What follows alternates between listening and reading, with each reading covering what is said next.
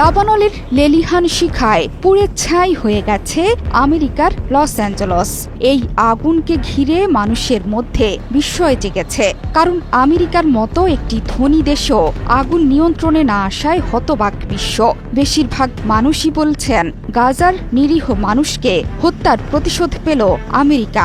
আবারও কেউ কেউ এটিকে কোরআন হাদিসের আলোকে বর্ণনা করতে চাইছেন, কারণ আগুন দাবানল নিয়ে বহু হাদিস এবং সূরা আছে, যেগুলোতে ঠিক কী কারণে এমন সব বিপর্যয় ঘটবে সেগুলোর পুঙ্খানুপুঙ্খভাবে বর্ণনা করা হয়েছে। কেউ কেউ এটিকে কিয়ামতের আলামত বলছেন, কারণ কিয়ামতের আগে অগ্নিকাণ্ড বেড়ে যেতে পারে বলে হাদিসে এসেছে। কিয়ামতের আগে অগ্ন্যুৎপাতের বৃদ্ধি নিয়ে আবু হুরায়রা রাদিয়াল্লাহু আনহু থেকে বর্ণিত বুখারী হাদিস 1054-তে বলা হয়েছে, রাসূলুল্লাহ সাল্লাল্লাহু আলাইহি ওয়াসাল্লাম বলেছেন, 250-টিরও বেশি ডিজাইন অপশন নিয়ে ওয়ালটন স্মার্ট ফ্রিজ, বোঝে আপনার প্রয়োজন।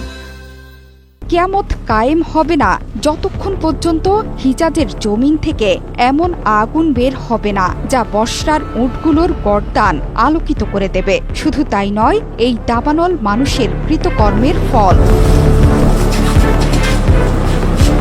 কিয়ামতের সর্বশেষ আলামত হল এমন এক ভয়াবহ আগুন যা পূর্ব ইয়েমেনের আদন নামক স্থানের একটা গর্ত থেকে বের হয়ে ভয়াবহ আকার ধারণ করবে এবং মানুষকে তাড়িয়ে একসাথে করবে। হাদিস এবং কোরআনের আলোকে জানা যায়, আগুন কখনো কখনো আযাব হয়ে আসে, কখনো কখনো এটি অপমৃত্যুর কারণ।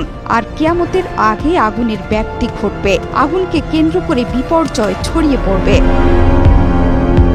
বিখ্যাত হলিউডি তারকা থেকে রাজনীতিবিদ লস অ্যাঞ্জেলেসে বসবাস করতেন বাঘা বাঘা সব মিলিয়নিয়াররা। তাদের বাড়িঘর আজ ধ্বংসস্তূপ। বলা চলে লস অ্যাঞ্জেলেস শহর এখন থাকার মতো কোনো আবাসনই নেই। ত্রাণের জন্য চলছে হাহাকার, পাল্লা দিয়ে বাড়ছে দাবানলের তীব্রতাও। বুধবার থেকে অব্যাহতভাবে শক্তিশালী ও শুষ্ক ঝড়ো বাতাসের মুখোমুখি হয়েছেন অগ্নি নির্বাপনকারীরা। ঝোড়ো বাতাসে সেখানকার দুটো বড় দাবানল চারদিকে ছড়িয়ে পড়েছে। এগুলো গেল এক সপ্তাহের বেশি ধরে তুমুল শক্তিতে সবকিছু ছারখার করে দিচ্ছে।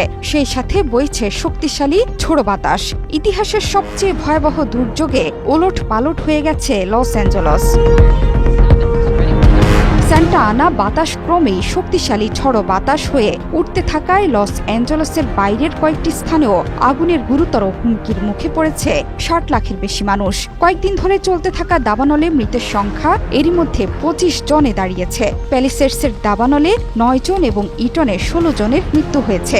আবহাওয়া পূর্বাভাসে বলা হয়েছে, সান্টা আনা বাতাসের প্রভাবে এবং খুব কম আর্দ্রতার কারণে এই সংকটময় পরিস্থিতি তৈরি হয়েছে। বাতাসের পরিবর্তন সত্ত্বেও নেই বৃষ্টির পূর্বাভাস। তাই আগামী সপ্তাহের রোববার থেকে সান্টা আনা বাতাসের প্রভাবে আবারও দাবানল ব্যাপকভাবে ছড়িয়ে পড়তে পারে বলে ধারণা করা হচ্ছে। জোহরা চৌধুরী সেতু, 71।